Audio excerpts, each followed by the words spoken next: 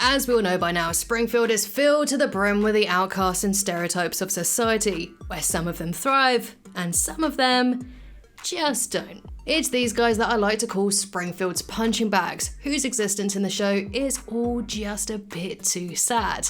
But who's the biggest punching bag? Well, weirdly, there's a whole lot of contenders for this one, and you're sure to have a different opinion from your fellow Simpsons fan. So quickly comment down below who you think is the Simpsons' biggest punching bag, and let's see how many other people agree with you. So, right off the bat, let's start with Frank Grimes. I was doubting whether or not to put old Grimey on the list, seeing as he's only appeared in one single episode. But how could I not? His entire life has been a string of endless suffering. He was abandoned by his parents, spent his childhood not at school but delivering gifts to more fortunate children, and then this happened to him on his 18th birthday. He was blown up in a silo explosion. But when he got his degree in nuclear engineering, it seemed like things were finally starting to look up for him, because he got himself a fancy new job at the nuclear power plant.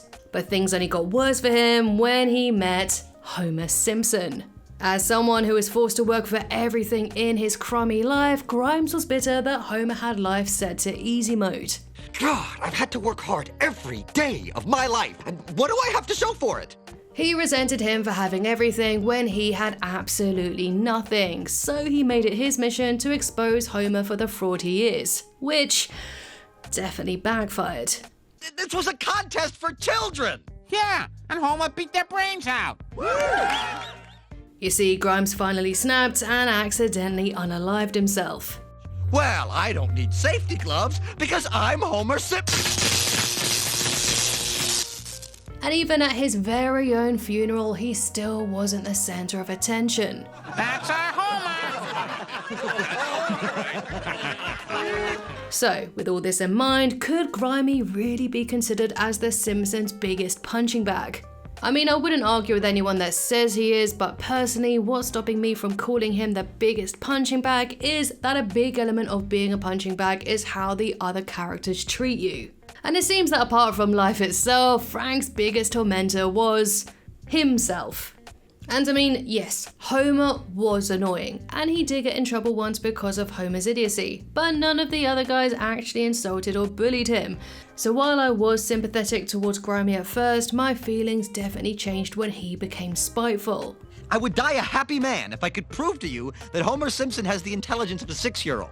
At the end of the day, it was his obsessive hatred of Homer that led to his death, and had he only accepted Homer's friendship and not let jealousy fill his heart, then he'd still be alive.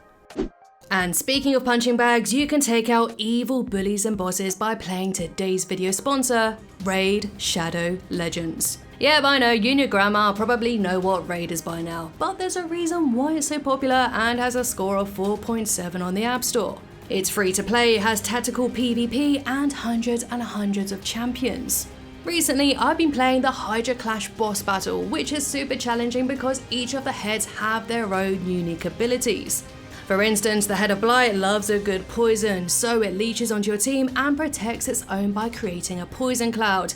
So I had to take this one out very fast. But the toughest one to beat by far is the Head of Decay, who will try to slowly weaken your team all while keeping the other heads in good shape. So what you need to do is break its shield down in time to give yourself the best chance. But luckily, Raid is giving away tons of goodies to help you, like you can get the legendary champion Sun Wukong for free. All you have to do is log into Raid on 7 different days between August 22nd and October 23rd. And for all new players, you have a chance to get one of the best epic champions, Stag Knight, as well as the skin for him designed by JonTron. Just use the promo code JTSkin before October 7th. So, to get yourself started on Raid Shadow Legends, click my link in the description or scan the QR code right here. This will allow you to get a free starter pack with this cool in-game loot. So, just click my link down in the description below and I'll see you on the battlefield. Hans Moleman. So, of course I had to put this little peanut on the list, and if you think Grimey had it bad, then Moleman can't even step outside of his house without getting set on fire. Oh, rats. Speaking of which, he's died in pretty much every way imaginable. He's been buried alive, drowned, been involved in car explosions, and had a freaking drill through the brain. Oh no, my brains. I love that clip. Anyway, so while Grimy died because of spite and idiocy by imitating Homer, Moleman's deaths are through no fault of his own. His sole existence is to die, and that is his only purpose in The Simpsons. And is it funny? Yeah. But interestingly, Moleman's character wasn't always supposed to be like this. Originally, Moleman, or then Ralph Mellish, was simply supposed to be a quote-unquote kindly old man as written in the early scripts. But when Matt Groening was absolutely shocked by his character design and said he looked like a shriveled potato, the staff since used him as their very own punching bag.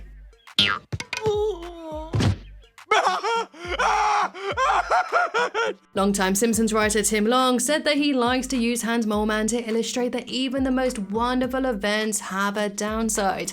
Like if Springfield got a brand new shopping mall, Moleman would likely be trampled by the excited crowd on opening day. Long went on to explain how Moleman is a symbol of the crushing enemy and loneliness of modern existence, but also of man's indomitable will to confront those horrors. He's a man who can get out of bed in the morning, but at the same time recognize his own crushing isolation.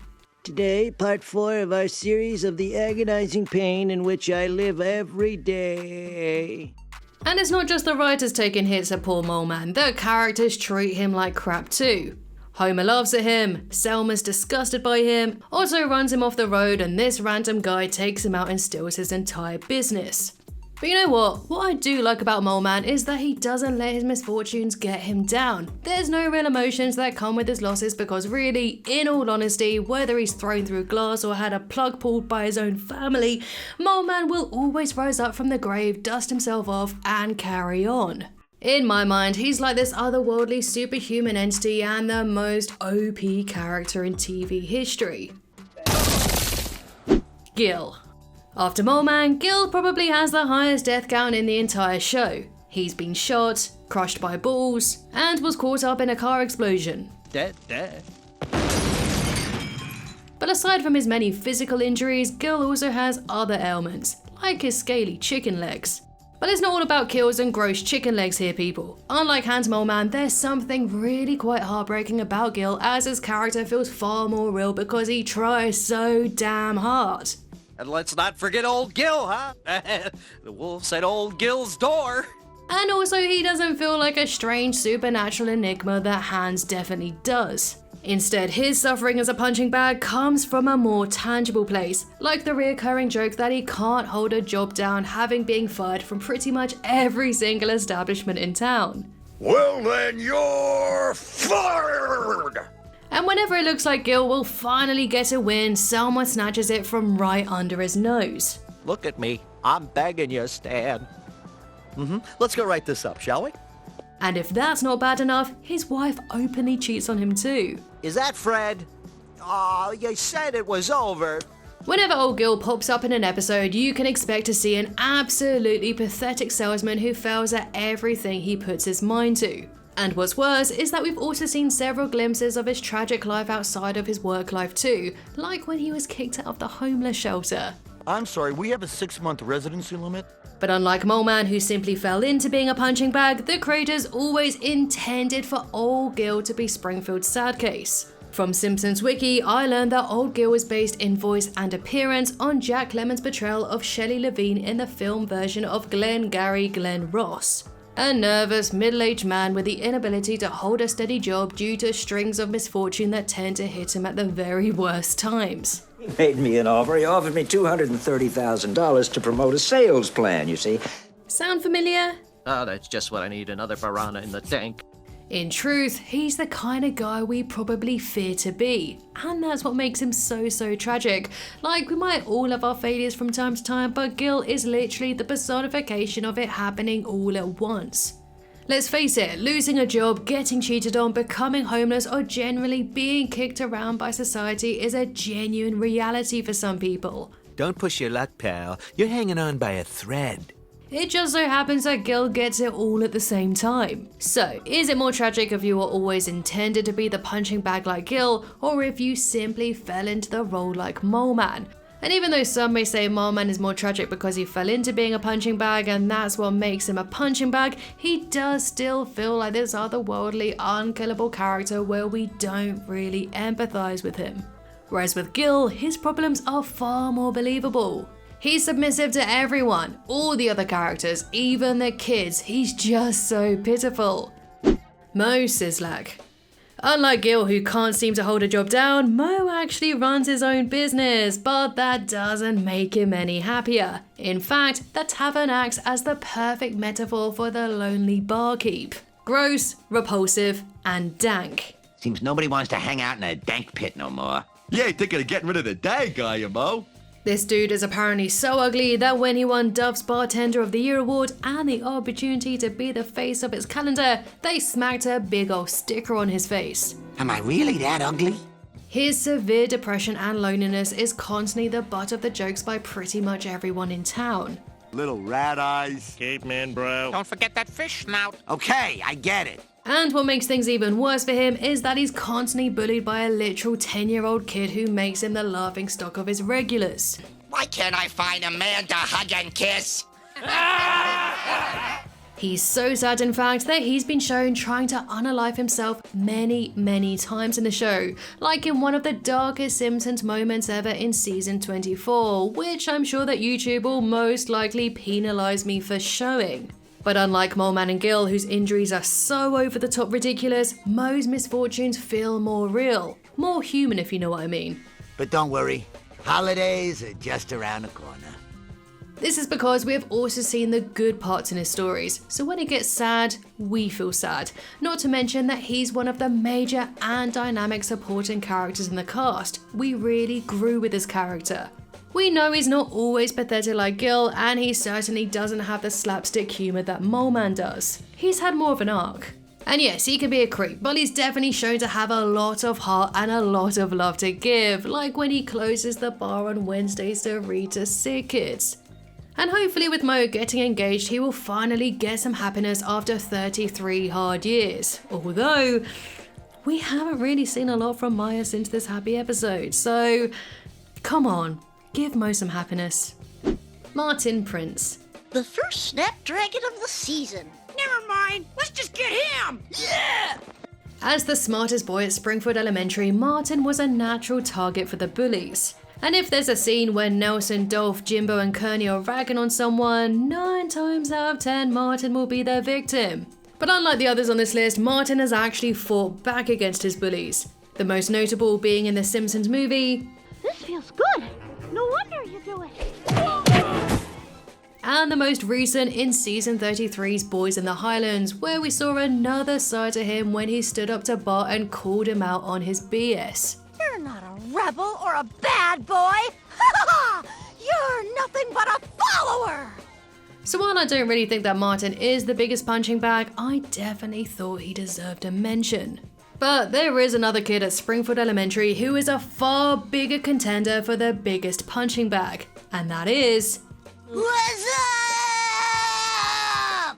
So, how could I not include the dud on the list? His teachers hate him. Nobody likes Milhouse. His own best friend got him on the FBI's most wanted list. Remember I got Milhouse's picture on America's Most Wanted? And when he's not running from the Fed, he's being mummified in stickers and sent on a mythical journey. Oh! What's happening? Hell, even his parents hate him, as we saw in season 34's Lisa the Boy Scout, when they actually celebrated the fact that Milhouse wasn't their biological son.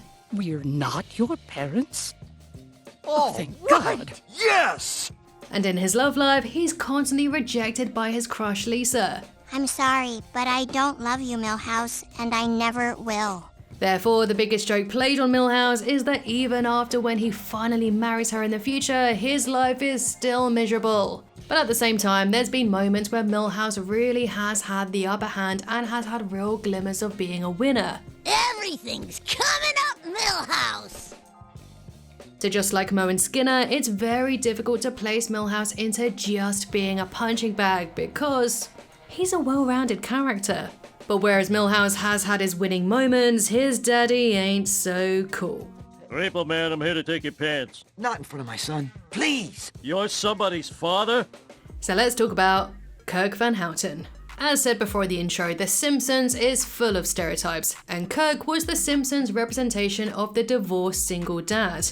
I mean, in the space of a few days, his wife left him, he lost his job at the cracker factory. So that's it after 20 years. So long, good luck? I don't recall saying good luck.